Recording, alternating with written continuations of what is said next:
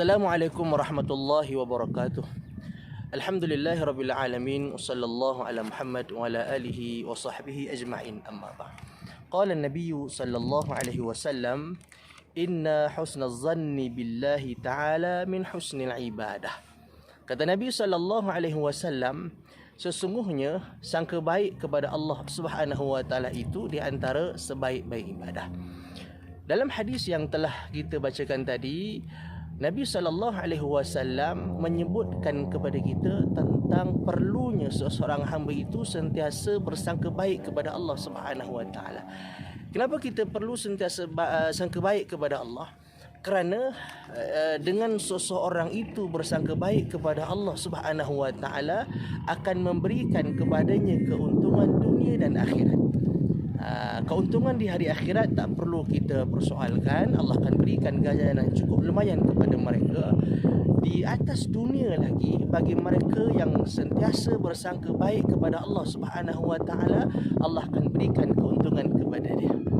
Bahkan Allah Subhanahu Wa Taala itu akan beri seperti mana yang disangkakan oleh atau seperti apa yang difikirkan oleh hamba dia.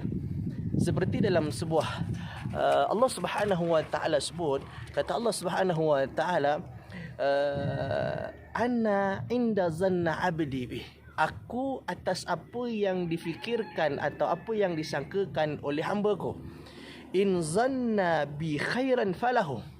Dan bila mana dia bersangka baik kepada aku, falahu, maka bagi dia kebaikan. Wa in zanna bi syarra falahu. Tapi kalau dia sangka buruk kepada aku, maka dia akan dapat keburukan itu.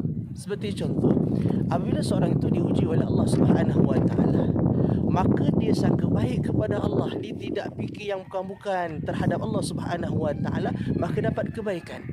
Tapi jikalau seandainya Allah takdirkan hidupnya berhadapan dengan masalah, dan masalah datang masalah seperti hari ini, kita berhadapan dengan COVID, ada sebahagian kita yang dibuang kerja dan sebagainya. Kalaulah kita memikirkan bahawa keadaan yang berlaku itu adalah keburukan untuk kita daripada Allah Subhanahu Wa Taala, falahu, kata Allah, dia akan dapat keburukan itu. Maka jangan sekali-kali fikir yang negatif terhadap Allah Subhanahu Wa Taala. Sentiasa kita cari apa sebab dan apa hikmah Allah berikan, Allah takdirkan kita hidup seperti ini. Selama mana kita memikirkan kebaikan-kebaikan yang sebenarnya ada daripada Allah untuk kita di saat kita diuji oleh Allah Subhanahu Wa Taala, pasti kita akan dapat kebaikan itu. Itu janji dan jaminan daripada Allah Subhanahu Wa Taala. Jadi tuan-puan muslimin dan muslimat yang dirahmati Allah Subhanahu Wa Taala, jadi bagaimana cara nak bagaimana dan di manakah tempat kita perlu bersangka baik kepada Allah Subhanahu Wa Taala? Jadi pada kali ini saya sebutkan tiga contoh ataupun tiga tempat kita bersangka baik kepada Allah Subhanahu Wa Taala. Yang pertamanya, sebuah hadis menceritakan satu hari Nabi SAW datang ziarah seorang pemuda yang dalam keadaan sakit sakarat, yang dalam keadaan sakit yang membawa kepada kematian dia. Maka Rasulullah SAW pun bertanya kepada dia, apa yang kamu rasa pada perasaan kamu apa pada hari ini? Apa perasaan kamu pada hari ini? Rasulullah tanya dia. Maka pemuda itu berkata, aku sangat mengharapkan rahmat, pengampunan, kasih sayang daripada Allah Subhanahu Wa Taala. Apa yang ada pada diri aku pada ketika ini, aku mengharap sangat-sangat rahmat dan pengampunan daripada Allah Subhanahu Wa Taala. Tapi dalam masa yang sama, kata pemuda ini, aku memikirkan banyaknya dosa yang aku pernah lakukan. Jadi dia mengharap dan dia takut, mengharapkan rahmat Allah, dan dalam masa yang sama dia takut macam mana dia nanti di hadapan Allah dalam keadaan banyaknya dosa yang dia pernah lakukan dalam kehidupannya.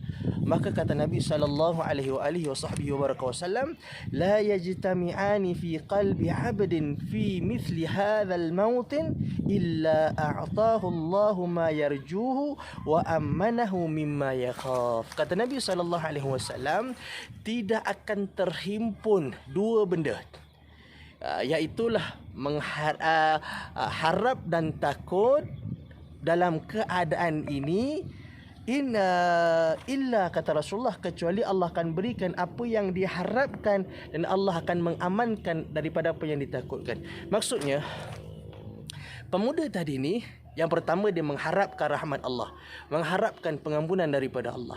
Tapi dalam masa yang sama dia takut. Jadi nak rahmat Allah, nak pengampunan daripada Allah, nak masuk syurga, tapi dalam masa yang sama takut dosa aku banyak ni, macam mana ni? Maka kata Rasulullah SAW, dalam keadaan ini Allah tak akan menghimpunkan dua benda ni. Maknanya kalau seseorang itu yakin kepada Allah, Allah ampunkan dosa dia, dia sangka baik kepada Allah Subhanahu Wa Taala, walaupun dosa yang pernah dilakukan, dia yakin Allah tu akan ampunkan dosa dia, dia taubat dengan taubat yang sungguh-sungguh. Jadi kalaulah dia sangka baik kepada Allah di saat sakarat, pada waktu itu kata Rasulullah, Allah yang pertama, Allah akan beri apa yang dia nak, Allah berikan pengampunan kepadanya, dan dalam masa yang sama Allah mengamankan dia daripada rasa takut. Maknanya sangka baik dia kepada Allah saat dia sakarat itu, Allah akan bantu menghilangkan rasa takut dia nak mati kerana dosa yang pernah dia lakukan itu. Mana sangka baik kepada Allah Subhanahu Wa Taala, maka akan memberikan kebaikan kepada seseorang di saat dia sakarat. Satu. Dan yang keduanya, sangka baik kepada Allah Subhanahu Wa Taala di saat kita susah, kita tak ada kerja, ada orang boleh berniaga, kita tak boleh berniaga, kita banyak perlu dibayar, ayuran anak-anak, sewa rumah dan sebagainya. Sangka baik kepada Allah Subhanahu Wa Taala. Amanah sangka baik kepada Allah, yang pertama kita fikir ini ada kebaikan dan hikmah yang terbaik daripada Allah. Dan yang keduanya, kita buat apa yang Allah suruh, tinggalkan apa yang Allah larang. Ini yang dimaksudkan dengan sangka baik kepada Allah. Bukan sangka baik kita tak buat apa, kita buat dosa, dak, na'udzubillah. Kita buat apa yang Allah perintah, tinggalkan apa yang dilarang oleh Allah. Jangan fikir yang negatif terhadap apa yang berlaku. Maka Nabi SAW sebut, kata Nabi SAW, man nazalat bihi faqah. Saya bacakan maksud dia. Barang siapa yang berhadapan dengan kesempitan hidup, maka dia mengharap manusia untuk bantu dia. Kata Nabi SAW, la tusadda faqatuh, maka tidak akan selesai masalah dia. Tapi barang siapa yang ada masalah, dia mengadu kepada Allah, dia minta kepada Allah, dia sangka baik kepada Allah, walaupun susah dia kata tak apalah, ini mungkin Allah nak beri yang terbaik, Allah nak tarik satu, Allah nak bagi 10, Allah nak tarik yang ini, Allah nak bagi yang lain. Dia sangka baik kepada Allah Subhanahu Wa Taala, maka kata Nabi SAW, fayushikullahu lahu birizkin ajil au ajil. Allah akan segerakan rezeki. Mana Allah akan mudahkan rezeki dia, lapangkan rezeki dia, mudahkan segala urusan dunia dan akhirat tentunya. Jadi muslimin dan muslimat yang dirahmati Allah, satu lagi tentang orang yang berhutang. Contohnya, sekarang kita sudah tentu kita terbeban dengan hutang dan sebagainya. Pernah satu hari Zubair bin Awam, dia bagi tahu ke anak dia, Zubair bin Awam dia ada hutang banyak. Dia cerita dia panjang. Dia bukan sebab dia suka pinjam duit, tak. Dia ada cerita yang lain. Cuma nak cerita tentang Zubair bin Awam ni, dia ada hutang.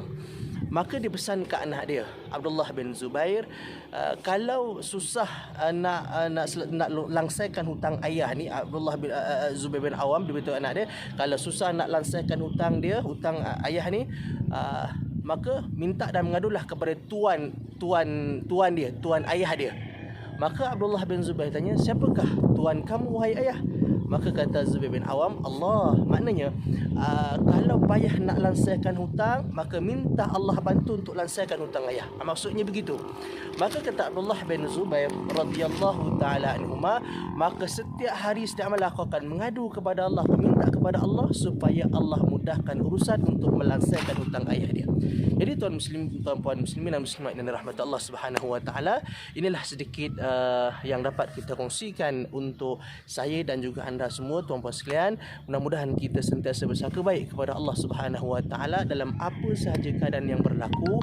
Walau kita susah macam mana pun, percayalah ini adalah takdir daripada Allah Subhanahu Wa Taala, dan kita sendiri yang menentukan apakah takdir ini baik ataupun tidak untuk kita atas apa yang kita sangka kepada Allah Subhanahu Wa Taala. Kalau kita sangka baik kepada Allah Subhanahu Wa Taala, insya-Allah hidup kita akan aman, segala urusan dunia akhirat kita akan dimudahkan. Na'udzubillah, jauhkanlah daripada sangka buruk kepada Allah, kan?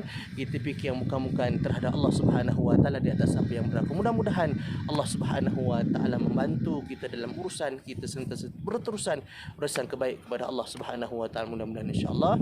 Wabillahi taufiq wal hidayah. Wassalamualaikum warahmatullahi taala wabarakatuh.